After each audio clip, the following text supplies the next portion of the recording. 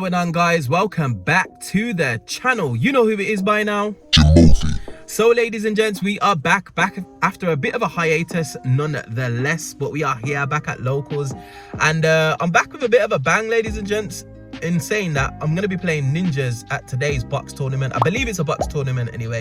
Normally it's locals, but I think they've decided, because we've been getting quite a few numbers at this locals, they've decided to just kind of like throw on a box tournament. So we're going to see how we fare. Now what I will say is incoming misplays, ladies and gents. I have not practiced any combos. I'm missing about 3 or 4 cards, so I've got to locals early. I'm going to try and like scrounge a couple of cards off some players, as well as just practice a few test hands just to kind of see where the deck goes and all that kind of stuff. But I am not prepared, to say the least. I've been making it to locals, which is funnily enough, but the recordings that I've been doing just haven't been the best, so bear with me. But we're here anyway, ladies and gents. We are here. We're going to take it to locals. We're going to see what's popping off, and we'll see why we can get on with this deck. So I will catch you guys on the next one. Peace.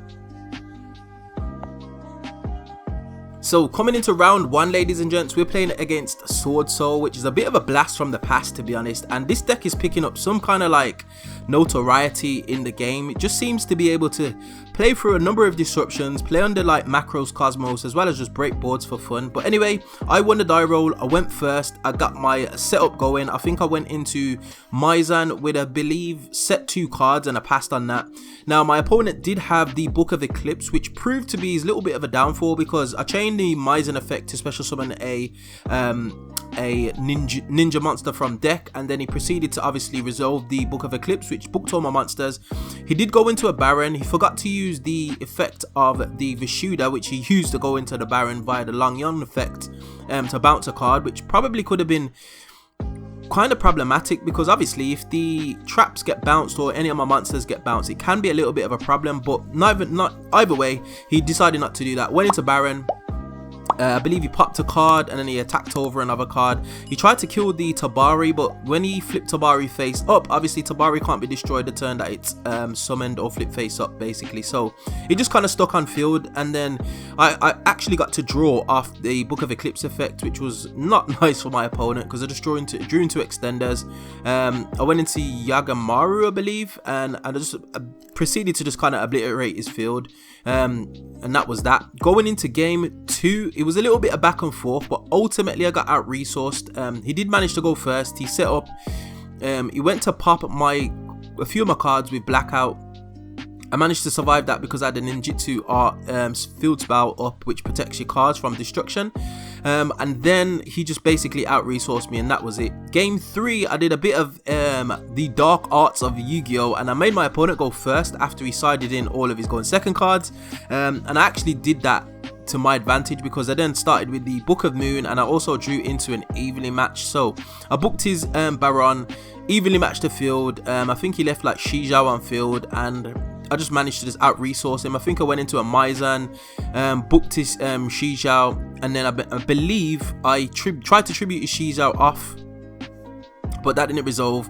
And then he ended up tribute summoning Long Yon, and then he had the Destrudo in hand, and I used ninjutsu art of duplication to tribute my Geo, and I just basically just out resourced him. Then I think I like booked a monster, banished one. It was crazy, and that was that, ladies and gents. So all in all, very technical game 1. I think I missed a few effects, but nonetheless it was interesting, to say the least. On to the next one. So coming into round 2, ladies and gents, and we are playing against Darkworld, a deck that I know very well. I played this at locals probably a couple of months ago now, so I'm quite well versed in what the deck does. And I managed to win the die roll again, which is helping, to be honest. I set up my usual board. I just ended on Mizan. Now it looks really unassuming, but Mizan can literally chain to any card effect that your opponent activates, which makes it a bit of a powerhouse, and it just grabs any ninja from deck. So whatever you need, depending on the situation, Mizan just sorts it out. I did have a Book of Moon set, as well as the ninjutsu art of dancing leaves, as well as duplication. So my hand was pretty stacked, to be honest. So I managed to just basically interrupt my opponent. Game 1 was a bit of a sweep. I out resourced him so much. Like, Geo is just a crazy card, and I definitely recommend playing it at least 2. It does brick your hand, but resolving it a couple of times basically means that you win the duel. It's just as simple as that. Going into game 2, he just went full Darkworld combo. It wasn't even a joke, it weren't even fair. Literally, he was gonna basically hand rip 4 cards out of my hand, as well as get away to Graph Overload of Fusion. And once he revealed that he had access to the Fusion monster, I asked him, I just says, you know what, I'm scooping. There's no point in carrying on, because Darkworld will just literally rip all cards out of your hand, and then you literally just can't even play. So that was the end of that game. Going into game 3, however, I managed to go first again, set up a board, and I just had too much disruption on top of having anti-spell fragrance, which absolutely hindered me a little bit, to be honest, because I had a couple of spells in hands and it just meant that I couldn't resolve them, and I didn't set them because I was scared of like a board wipe or evenly matched. So I didn't want him to get too much value out of just having loads and loads of cards set that I can't even activate, which would have been just a bluff basically. So I kind of hindered myself, but he managed to clear the anti-spell fragrance, which allowed me to then play. He did have to burn a lot of resources, or burn his battle phase I believe, just to be able to do so. But because of that, I was able to come back into the game. Just the ninjutsu art of Dancing Leaves just offers so much advantage. Tributing off your opponent's monster to special summon a ninja from deck is just absolutely silly, to be honest. So all in all, I managed to win round 2 against Darkworld. Yeah, interesting matchup. Probably something I wasn't expecting to see, but hey, it is what it is. So coming into round 3, the penultimate round, ladies and gents, and I'm playing against none other than Kashtira. You knew it was going to happen. It's bound to happen. It's tipped to be the deck of the format, but let's get into it. So round 1, again, I managed to win the die roll, which has definitely been helping me, although I do have the tools to go second in this deck, especially with Prosperity as well as the Book of Moon.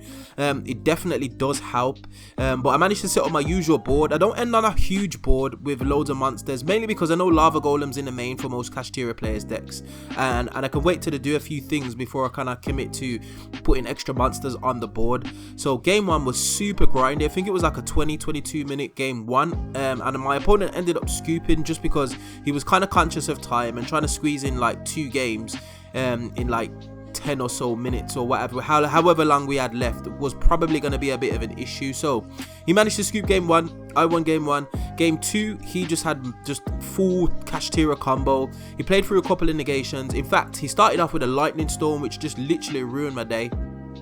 And then he lightning stormed my back row and had full Kashtira combo. So that was all she wrote. Game 2 lasted probably about 2 minutes. Going into game 3, now I actually won in time, but I was playing with my opponent. He was trying to consider whether or not he was going to go first or second. Obviously he didn't have an inkling as what to do. I sided in my sideboard, and then I decided to go first because he was afraid that I would attack directly in time, but I managed to go first and I managed to book a couple of his monsters, which just proves to be way too much for the Kashtira deck. When I've got monsters on field that are booked face down, they literally can't do too much, especially because they need either a clear field or just being able to kind of like combo off with the spell that allows to special from deck. But because I can't target a face down monster, it's a bit of a problem. So I managed to attack directly, and then I set up a board where I just kind of put loads of blockers on field. He did Lava Golem me, I took 1,000 damage, but there wasn't much that could be done. I managed to like continue playing in his turn, and then when he went to battle phase, he just couldn't do enough damage because I had too many defense position monsters, and then timing around got caught, ladies and gents, and that was all she wrote. So all in all, went undefeated with ninjas. It wasn't the hugest of locals like what it's normally used to being, but that was mainly because some of the times got a bit messed up. So some people was arriving late and we'd already started and they didn't want to join halfway through. So yeah, it was what it was. But went X3 with with ninjas, ladies and gents. So ladies and gents, all in all, not a bad shout for a box tournament. Managed to finish X3, winning this box of Darkwing Blast. Now what I will say is that ninjas definitely need to be taken into consideration when you're thinking about the meta, because they have a fantastic meta matchup, and I feel like when Konami makes archetypes, they definitely put them together at a point where they kind of go at one another, because last format it was Fluundaries as well as the Tillaments. Now we're seeing another like basically direct counter to the Kashtira strategy in the form of ninjas, because they could just book their monsters, and like what are Kashtira really doing? But anyway, it was an interesting one. When X3 played quite a few matches, a bit of rogue as well as a bit of meta. And what I will say is ninjas are definitely going to be one to watch going forward.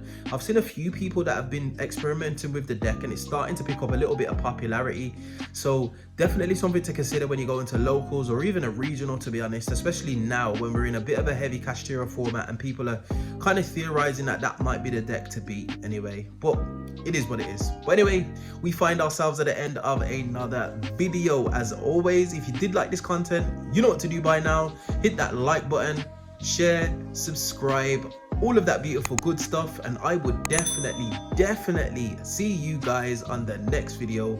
Hope you enjoyed. Peace.